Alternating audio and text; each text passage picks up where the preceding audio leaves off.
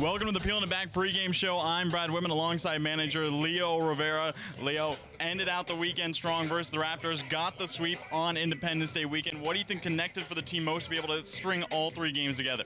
Yeah, we're starting to play some good baseball. Getting into the second half. We're about 6 games into the second half. We got 21 to go, so we got 7 series left. And I think the goal the rest of the way is just to start trying to play our best baseball. Right, try to fight for that playoff spot, and then once we were able to get in there, try to keep playing our best baseball, and we take it right into the playoffs. Well, saw the offense really connect on the last 2 days. 10 runs on Saturday, 13 on Sunday. What was working for the offense to be able to string that many runs together?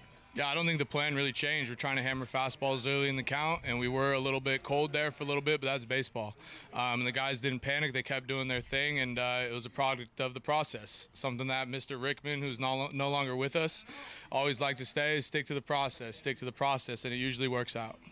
Well, now I got a new series on your hands versus the Springfield Drifters. What do you kind of look for early in a series when you go in those first few innings that a fan might not see?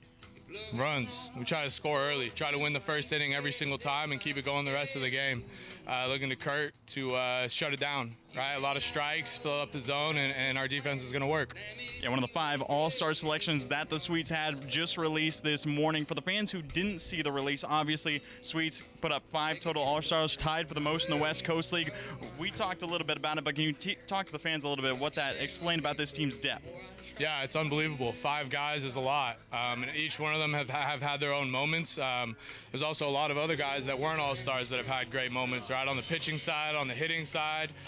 We've been able to plug in a lot of different guys, and the expectation hasn't changed, and I think that's why we've been able to have a lot of success, is we have a lot of guys that are bought into the same process, and it's been a lot of fun. They get along really, really well, and they mess around a little bit, but when it comes to the business on the field, they've been pretty good about it.